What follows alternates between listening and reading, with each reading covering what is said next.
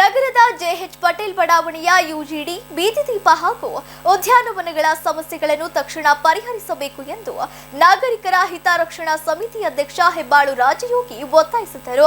ಸುದ್ದಿಗೋಷ್ಠಿಯಲ್ಲಿ ಮಾತನಾಡಿದ ಅವರು, ಬಡಾವಣೆಯಲ್ಲಿ ಪ್ರತಿದಿನ ಒಳಚರಂಡಿ ಕಟ್ಟಿಕೊಳ್ಳುತ್ತಿದ್ದು ಹೊಸ ವ್ಯವಸ್ಥೆ ಕಲ್ಪಿಸುವುದಾಗಿ ನಗರಾಭಿವೃದ್ಧಿ ಪ್ರಾಧಿಕಾರದ ಅಧಿಕಾರಿಗಳು ನೀಡಿರುವ ಭರವಸೆ 2 ವರ್ಷಗಳಿಂದ ಈಡೇರಿಲ್ಲ ಎಂದರು. ಅಲ್ಲದೆ ಬೀದಿ ದೀಪಗಳ ಕಂಬಗಳಿದ್ದರೂ ವಿದ್ಯುತ್ ಲೈನ್ ಇಲ್ಲದೆ ರಾತ್ರಿ ವೇಳೆ ಕತ್ತಲು ಆವರಿಸುತ್ತಿದ್ದು ಮಹಿಳೆಯರು ಮಕ್ಕಳಿಗೆ ತೊಂದರೆಯಾಗುತ್ತಿದೆ. 8 ಉದ್ಯಾನವನಗಳಿದ್ದರೂ ದೀಪಗಳ ವ್ಯವಸ್ಥೆ ಇಲ್ಲ ಹಾಗೂ ಹೈಮಾಸ್ಟ್ ದೀಪಗಳು ದುರಸ್ತಿಗೆ ಬಂದಿವೆ ಎಂದು ಅಸಮಾಧಾನ ವ್ಯಕ್ತಪಡಿಸಿದರು. ಮಹಾನಗರ ಪಾಲಿಕೆ ಹಾಗೂ ಪ್ರಾಧಿಕಾರಕ್ಕೆ ಹಲವು ಬಾರಿ ಮನವಿ ಸಲ್ಲಿಸಿದ್ದರೂ ಸ್ಪಂದಿಸಿಲ್ಲ. ಆದ್ದರಿಂದ ಜಿಲ್ಲಾಧಿಕಾರಿಗಳು ತಕ್ಷಣ ಮಧ್ಯಪ್ರವೇಶಿಸಿ ಶಾಶ್ವತ ಪರಿಹಾರ ಒದಗಿಸಬೇಕು ಎಂದು ಆಗ್ರಹಿಸಿದರು. ಸುದ್ದಿಗೋಷ್ಠಿಯಲ್ಲಿ ಕೆರಂ ಗಣೇಶ್ ಸೇರಿದಂತೆ ನಾಗರಿಕರು ಇದ್ದರು. ನಾವು ಅಲ್ಲಿ ಈಗ 11 ವರ್ಷದಿಂದ ವಾಸವಾಗಿದ್ದೀವಿ.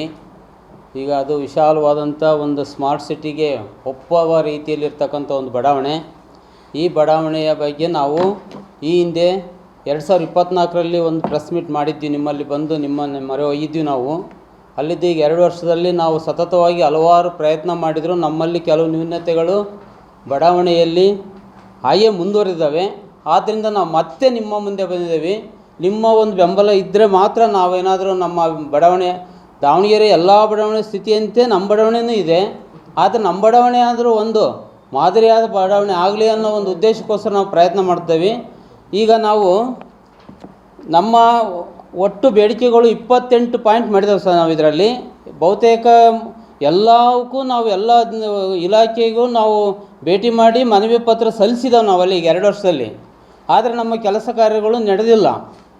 ಏನು ಅಂತಂದರೆ, ನಮ್ಮ ಪಟೇಲ್ ಬಡಾವಣೆಯಲ್ಲಿ ಒಟ್ಟು 8 ಪಾರ್ಕ್ಗಳಿದ್ದಾವೆ, ವಿಶಾಲವಾದ ರಸ್ತೆಗಳಿದ್ದಾವೆ, ಉತ್ತಮವಾದ ಬಡಾವಣೆ ಇದೆ. ಆದರೆ ಅದರಲ್ಲಿ ವಿದ್ಯುತ್ತಿನ ಬೀದಿ ಲೈಟಿನ ಸಮಸ್ಯೆ ಇದೆ, ಗಾರ್ಡನ್ಗಳಿದ್ದಾವೆ, ಅದರಲ್ಲಿ ಬೀದಿ ಲೈಟಿನ ಸಮಸ್ಯೆ ಇದೆ. ಈ ರೀತಿ ಹಲವಾರು ಸಮಸ್ಯೆಗಳಿದ್ದಾವೆ. ಈಗ ನಮ್ಮ ಪಟೇಲ್ ಬಡಾವಣೆ ಆಗಿ 30-35 ವರ್ಷ ಆದರೂ ಈಗ 10 ವರ್ಷದ ಹಿಂದೆ ನಮ್ಮ ಒಂದು ಗಾರ್ಡನ್ನಲ್ಲಿ ಮಕ್ಕಳ ರೈಲನ್ನು ಬಾಲಮಂದಿರಕ್ಕೆ ವಹಿಸಿಕೊಟ್ಟು ಪ್ರಾರಂಭ ಮಾಡಿದರು. ಅದು ಸತತವಾಗಿ 10 ವರ್ಷ ಮೂಲೆಗುಂಪಾಯಿತು. ಅದಕ್ಕೆ ನಮ್ಮ ಕಮಿಟಿಯ ಸತತ ಪ್ರಯತ್ನದಿಂದ ಅಲ್ಲಿ ಇವತ್ತಿನ ದಿವಸ ತುಂಬ ಅಭಿವೃದ್ಧಿ ಕಾರ್ಯಗಳು ನಡೀತಾ ಇದ್ದಾವೆ. ಅದೊಂದೇ ಪಾರ್ಕ್ನಲ್ಲಿ. ಇದಕ್ಕೆ ನಾವು ಪ್ರಥಮವಾಗಿ ನಮ್ಮ ಜನಪ್ರಿಯ ಸಂಸದರಾದಂಥ ಪ್ರಭಾ ಮಲ್ಲಿಕಾರ್ಜುನ್, ನಮ್ಮ ಜಿಲ್ಲಾಧಿಕಾರಿಗಳು ಮತ್ತು ಜಿಲ್ಲಾ ಪಂಚಾಯತಿ CO ಇವರನ್ನು ನಾವು ಕೃತಜ್ಞತೆಯಿಂದ ಅವರ ಒಂದು ಅಭಯಾಸದಿಂದ ಒಂದು ಕೃತಜ್ಞತೆಯನ್ನು ಸಲ್ಲಿಸ್ತದೆ ಅವರಿಗೆ. ಅದೇ ರೀತಿ ನಮ್ಮ ಪಟೇಲ್ ಬಡಾವಣೆಯಲ್ಲಿ ಒಳಚರಂಡಿ ವ್ಯವಸ್ಥೆ UGD ಇಡೀ ಬಡಾವಣೆಯಲ್ಲೇ ಸಮಸ್ಯೆ ಇದೆ.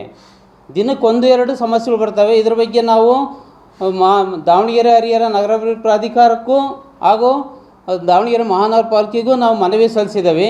ಸುಮಾರು 3 ಜನ ಆಯುಕ್ತರು, 3 ಜನ ಮಹಾನಗರ ಪಾಲಿಕೆ ಆಯುಕ್ತರು, 3 ಜನ ದೂಡ ಆಯುಕ್ತರು ಬದಲಾವಣೆ ಆದರು. ಎಕ್ಸಿಕ್ಯೂಟಿವ್ ಇಂಜಿನಿಯರ್ಗಳು ಚೇಂಜ್ ಆದರು. 2 ವರ್ಷಗಳಿಂದ ನಮಗೆ ಎಸ್ಟಿಮೇಟ್ ಮಾಡ್ತೇವೆ, ಅಪ್ರೂವ್ ಅದರ ಬಡ್ಜೆಟ್ನಲ್ಲಿ ಸೇರಿಸಿದ್ದೀವಿ, ಸರ್ಕಾರ ಕಳಿಸಿದ್ದೀವಿ ಅಂತ ಹೇಳ್ಬಿಟ್ಟು ನಮ್ಗೆ 2 ವರ್ಷದಿಂದ ತಳ್ತಾ ಇದ್ದಾರೆ. ಅದು ಯಾವ ಕಾರಣಕ್ಕೆ 8 ಕೋಟಿ ಬಿಡುಗಡೆ ಐತೆ, 5 ಕೋಟಿ ಬಿಡುಗಡೆ ಇದೆ ಅಂತ ಹೇಳ್ತಾರೆ ಹೊರತು ಇವತ್ತಿನವರೆಗೂ ಅದು ಕೆಲಸ ಪ್ರಾರಂಭ ಆಗಿಲ್ಲ. ದಿನನಿತ್ಯ 1-2 ನಮಗೆ UGD ಸಮಸ್ಯೆ ಬರ್ತವೆ. ಆಮೇಲೆ ಇನ್ನೊಂದು 2ನೇ ದಿನ ಐತೆ ಅಂದರೆ, ನಮ್ಮ ಪಟೇಲ್ ಬಡಾವಣೆ ಯಾವ ಸ್ಥಿತಿ ಐತಪ್ಪ ಅಂತಂದರೆ, ನಮ್ಮಲ್ಲಿ 2 ಸಂಸ್ಥೆಗಳ ಮಧ್ಯದಲ್ಲಿ ಸಿಕ್ಕೊಂಡು ನಾವು ಒದ್ದಾಡ್ತಿದ್ದೇವೆ. ದಾವಣಗೆರೆ ಹರಿಹರ ಮಹಾನಗರ ಪಾಲಿಕೆ, ಆಮೇಲೆ ದಾವಣಗೆರೆ ಹರಿಹರ ನಗರಾಭಿವೃದ್ಧಿ ಪ್ರಾಧಿಕಾರ ಮತ್ತು ದಾವಣಗೆರೆ ಮಹಾನಗರ ಪಾಲಿಕೆ ಇವೆರಡರ ಮಧ್ಯೆ ನಾವು ಸಿಕ್ಕೊಂಡಿದ್ದೇವೆ. ಇಲ್ಲಿವರೆಗೆ ಸುಮಾರು 2024 ಜುಲೈವರೆಗೆ ದಾವಣಗೆರೆ ಹರಿಹರ ನಗರಾಭಿವೃದ್ಧಿ ಪ್ರಾಧಿಕಾರದವರು ನಮ್ಮ ಅಭಿವೃದ್ಧಿ ಮಾಡಿ ನಮ್ಮ ಬಡಾವಣೆಯನ್ನು ವರ್ಗಾವಣೆ ಮಾಡಿದ್ದಾರೆ. ವರ್ಗಾವಣೆ ಮಾಡಿದ ಮೇಲೆ ಸಹ ನಾವು 1 ವರ್ಷದಲ್ಲಿ ನಾವು 2 ಸರಿ ನಾವು, ಯಾಕಂದರೆ ಜುಲೈನಲ್ಲಿ ಅವರು ವರ್ಗಾವಣೆ ಮಾಡಿದರೆ ಆ ವರ್ಷದ್ದು ಮತ್ತು ಏಪ್ರಿಲ್ ಆದಟ್ಟಿಗೆ ಒಂದೇ ವರ್ಷದಲ್ಲಿ 2 ನಾವು ಕಂದಾಯ ಕಟ್ಟಿದ್ದೇವೆ ನಾವು. ಅದೇ ರೀತಿ ನಾವು ಪ್ರತಿ ವರ್ಷ ಕಂದಾಯ ಕಟ್ಕೊಂತ ಬರ್ತಿದ್ದೇವೆ. ಯಾವುದೇ ನಮ್ಮ ಒಂದು ಸಮಸ್ಯೆಗಳನ್ನು ತಗೊಂಡು ಹೋದರೆ ನಮಗೆ ಸರಿಯಾದ ಉತ್ತರ ಸಿಗ್ತಾಯಿಲ್ಲ 2 ಕಡೆನೂ. ಯಾವ ರೀತಿ ಆಯ್ತಪ್ಪ ನಮ್ಮ ಬಡಾವಣೆ ಸ್ಥಿತಿ ಅಂದರೆ, ಮಧ್ಯರಾತ್ರಿಯಲ್ಲಿ ಅಮಾಯಕ ಒಬ್ಬ ಹೆಣ್ಣು ಮಗು ಮಧ್ಯರಾತ್ರಿಯಲ್ಲಿ ಅಪರಾತ್ರಿಯಲ್ಲಿ ಕೈ ಸಿಕ್ಕಾಗ ಯಾವ ಸ್ಥಿತಿ ಆಗಿದೆ, ಆ ಸ್ಥಿತಿ ಅತ್ಯಾಚಾರಕ್ಕೊಳಗಾದಂಥ ನಮ್ಮ ಬಡಾವಣೆ ಆಗಿದೆ. ಆ ಸ್ಥಿತಿ 2 ಸಂಸ್ಥೆಗಳ ಕೈ ಸಿಕ್ಕು ನಮ್ಮ ಸಂಸ್ಥೆ. ಯಾರು ದುಡ್ಡು ಖರ್ಚು ಮಾಡ್ತಾರೆ, ಯಾರು ಹಾಕ್ತಾರೆ, ಯಾರು ಕೆಲಸ ಮಾಡ್ತಾರೆ ಅನ್ನೋದೇ ಗೊತ್ತಾದಂಗೆ ಐತೆ. ಈಗ ಏನಾಗ್ಬಿಟ್ಟಿದೆ ಅಂತಂದರೆ, ನಾನು ಈ ಆಪನ್ನು ಯಾಕೆ ಮಾಡ್ತಾನಪ್ಪ ಅಂತಂದರೆ, ನಮ್ಮಲ್ಲಿ ಸುಮಾರು ಈಗ 6 ತಿಂಗಳ ಕೆಳಗೆ 300 ಬೀದಿ ಲೈಟ್ಗಳು ಸೆಟ್ ಬಂದಿತ್ತು, ಹಾಕಿದ್ದಾವೆ ಅಂತ ಹೇಳಿದರು. ಅವ ನನ್ನ ಕರೆದು ನನ್ನ ಜೊತೆ ಕರ್ಕೊಂಡು ಹೋಗಿ ನನ್ನ ಜೊತೆ ಫೋಟೋ ತೆಗೆಸ್ಕೊಂಡು ಅಧ್ಯಕ್ಷರು ಅಂತ ಹೇಳ್ಬಿಟ್ಟು ಜೋಡಿಸೋದ್ರು. ಆಮೇಲೆ ಒಬ್ರು ಕೇಳಿದ್ರೆ 200 ಅಂತಾರೆ, ಒಬ್ರು ಕೇಳಿದ್ರೆ 100 ಅಂತಾರೆ. ಆಮೇಲೆ ಅವನ್ನ ಅವತ್ತು ಆಯ್ಕೆ ಒಂದೇ ವಾರದಲ್ಲಿ ಬಿಚ್ಕೊಂಡು ಹೋಯ್ತಾರೆ. ಅವನ್ನ ಯಾರು ಬಿಚ್ಕೊಂಡು ಹೋಯ್ತಾರೆ ಅಂತ ನಾವು ನೇರವಾಗಿ ಕೇಳಿದರೆ ಅದಕ್ಕೆ ಸರಿಯಾದ ಉತ್ತರ ಬರ್ತಾಯಿಲ್ಲ. ಒಂದು ಉತ್ತರ ಏನು ಬಂತು, ಆ ವರ್ಷ ನಮಗೆ ದುಗಮ ಜಾತ್ರೆ ಇತ್ತು, ಅಲ್ಲೇನೋ ಸಮಸ್ಯೆ ಐತೆ, ಅಲ್ಲಿ ಬಿಚ್ಕೊಂಡು ಹೋದ್ರು ಅಂತ ಒಬ್ಬರು ಹೇಳಿದರು. ಒಬ್ರು ಏನು ಹೇಳಿದರು, ಇಲ್ಲ ಜುಮ್ ಅಂತದ್ದು, ಶಾಕ್ ಹೊಡಿತದ್ದು, ಈ ಥರ ಸಮಸ್ಯೆ ಇತ್ತು, ಅದರಿಂದ ಬಿಚ್ಕೊಂಡು ಹೋಯ್ತು ಅಂದ್ರೆ. ಆದರೆ ಯಾಕೆ ಬಿಚ್ಕೊಂಡು ಹೋಯ್ತಾರೆ ಅಂತ ವಾಪಸ್ ಅಂತೂ ಬಂದಿಲ್ಲ. ಈಗ ಹೆಚ್ಚು 6-8 ತಿಂಗಳಾಯ್ತು.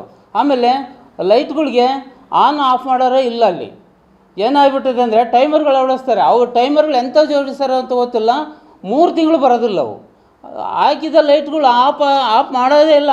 ನಾನು ಬೆಳಗ್ಗೆ ಎದ್ದು ಸಾಯಂಕಾಲ ಎದ್ದು ನಮ್ಮ ಕಮಿಟಿಯವರು ಯಾರೋ ವಾಕ್ ಬಂದಾಗ ಆಫ್ ಮಾಡ್ಬೇಕಂತ ಸ್ಥಿತಿ ಬಂದಿದೆ. ಈ ರೀತಿ ನಮಗೆ ಅಲ್ಲಿ ರೀಡಿಂಗ್ ರೂಮ್ ಕೇಳಿದವಿ, ಆಮೇಲೆ ಒಂದು ATM ಕೇಳಿದವಿ, ಕುಡಿಯೋ ನೀರಿಂದು ಕೇಳಿದವಿ. ಆಮೇಲೆ ನಮ್ಮ ಬಡಾವಣೆ ಆದಾಗಲಿಂದಲೂ ಇವತ್ತಿನವರೆಗೂ ಇವು ಚರಂಡಿಗಳು ಸ್ವಚ್ಛತೆ ಆಗಿಲ್ಲ ಸರ್. ಸುಮಾರು 35 ವರ್ಷ ಬಡಾವಣೆ ಆಗಿ ಈಗ ಚೆನ್ನಾಗಿ ವಾಸ ಮಾಡ್ತಿರೋದು ನಮ್ಮಲ್ಲಿ ಜನ ಈಗ ಹೆಚ್ಚು ಕಡಿಮೆ 20-15 ವರ್ಷದಿಂದ ವಾಸ ಮಾಡ್ತಾರೆ. ಅದರಲ್ಲಿ ನಿಮ್ಮ ಈ ಪತ್ರಕರ್ತರು ಒಂದು ಬಡಾವಣೆಯಲ್ಲಿ ಸಾಕಷ್ಟು ಜನ ಇದ್ದಾರೆ, ಅವರು ನಮಗೆ ಕರೆ ಮಾಡ್ತಿರ್ತಾರೆ. ನೀವು ನಿಮ್ಮ ಒಂದು ಸಹಕಾರ ಇದ್ದರೆ ಮಾತ್ರ ನಮ್ಮ ಬಡಾವಣೆ ಅಭಿವೃದ್ಧಿ ಆಗೋಕ್ಕೆ ಸಾಧ್ಯ. ನಮ್ಮದೊಂದು ಮಾದರಿಯಾದ ಬಡಾವಣೆ ಮಾಡಬೇಕು ಅಂತೇಳಿ ನಮ್ಮ ಕಮಿಟಿಯವರು ಎಲ್ಲ ರೀತಿ ಪ್ರಯತ್ನ ಮಾಡ್ತೇವೆ. ತಾವುಗಳು ದಯಮಾಡಿ ನಮ್ಮ ಕಮ್ಯುನಿಟಿಯ ಪರವಾಗಿ ಸಪೋರ್ಟ್ ಮಾಡಿ. ನಮ್ಮ 28 ಅಂಶಗಳನ್ನ ನಾವು ನಿಮ್ಮ ಮುಂದಿಟ್ಟಿದ್ದೀವಿ. 28 ಅಂಶಗಳು ನಾವು ಹೇಳೋಕ್ಕಾಗಲ್ಲ. ಈಗ ಈಗ ಇನ್ನೊಂದು ಏನಾಯ್ತು ಅಂದರೆ, KSRTCಗೋಸ್ಕರ ನಗರಾಭಿವೃದ್ಧಿ ಪ್ರಾಧಿಕಾರದಿಂದ 2 ಎಕರೆ ಜಮೀನು ತೆಗೆದಿದ್ದಾರೆ KSRTC ಬಸ್ ಸ್ಟ್ಯಾಂಡ್ ಮಾಡೋಕ್ಕೆ ಅಂತಂದು. ಯಾಕಂದರೆ ದಾವಣಗೆರೆ ಕೇಂದ್ರದಿಂದ 6-8 ಕಿಲೋಮೀಟ್ರ್ ದೂರ ಆಗುತ್ತೆ ನಮಗೆ. ಯಾಕಂದರೆ ಅಲ್ಲಿ ಓಡಾಡುವವರು, ಹೋಗೋರು, ಬರೋರು, ಮಕ್ಕಳು, ವಿದ್ಯಾರ್ಥಿಗಳಿಗೆಲ್ಲ ತೊಂದರೆ ಆಗುತ್ತೆ. ಬಸ್ ಸ್ಟ್ಯಾಂಡ್ ಮಾಡಿರಿ ಅಂತ ಕೊಟ್ಟರೆ ಅದನ್ನು ನಾವು KSRTC DC ಅವ್ರಿಗೆ ಕೊಟ್ಟಿದ್ದೇವೆ, ಜಿಲ್ಲಾಧಿಕಾರಿ ಕೊಟ್ಟಿದ್ದೇವೆ, ಎಲ್ಲ ಕೊಟ್ಟರು ಅವರು ಇವತ್ತಿನವರೆಗೆ ಯಾವುದು ಅದನ್ನು ತಮ್ಮ ಸುಪರ್ದಿಗೆ ತೊಗೊಂಡಿಲ್ಲ. ಒಂದು ಬಡಾವಣೆ ಒಂದು ನಿಲ್ದಾಣ ಮಾಡೋದಿರಲಿ. ಆದ್ದರಿಂದ ಈ ರೀತಿಯಾಗಿದೆ. ಅವರು ಒಂದು ಉತ್ತರ ಎಂಥದ್ದು ಬರ್ತೈತೆ ಅಂತಂದರೆ, ಕರ್ನಾಟಕ ತುಂಬ ನಮಗೆ KSRTC ಇರ್ತಕ್ಕಂಥವು ಬೇಕಾದಷ್ಟು ನಿವೇಶನ ಬಿದ್ದು ಅವನ್ನೇ ಕೇಳೋರಲ್ಲ, ಇದನ್ನು ತಾಂಡು ಏನು ಮಾಡೋದು ಅನ್ನೋ ಒಂದು ಮಾತು ಹೆಬ್ಬಾಳು ಸಿದ್ದೇಶ್ ಅಂತಕ್ಕಂಥವ್ರು DC ಆಗಿದ್ದಾಗ ಉತ್ತರ ಬಂತು ನಮಗೆ. ಈ ರೀತಿ ಆಗೈತೆ. ನಮಗೆ ಏನಪ್ಪ ಅಂದರೆ ಒಳ್ಳೆ ಬಸ್ ಸ್ಟ್ಯಾಂಡ್ ಆಗಬೇಕು, ಸಿಟಿ ಬಸ್ ಸೌಕರ್ಯ ಆಗಬೇಕು, ಹೋಗೋ ಬರೋ ಮಕ್ಕಳಿಗೆ ನೆರಳು ಬೆಳಕಿನ ವ್ಯವಸ್ಥೆ ಆಗೋ ರೀತಿಯಲ್ಲಿ ಬಸ್ ಶೆಲ್ಟರ್ಗಳಾಗಬೇಕು. ಈ ರೀತಿ ನಮ್ಮ ವ್ಯವಸ್ಥೆ ಆಗಬೇಕು.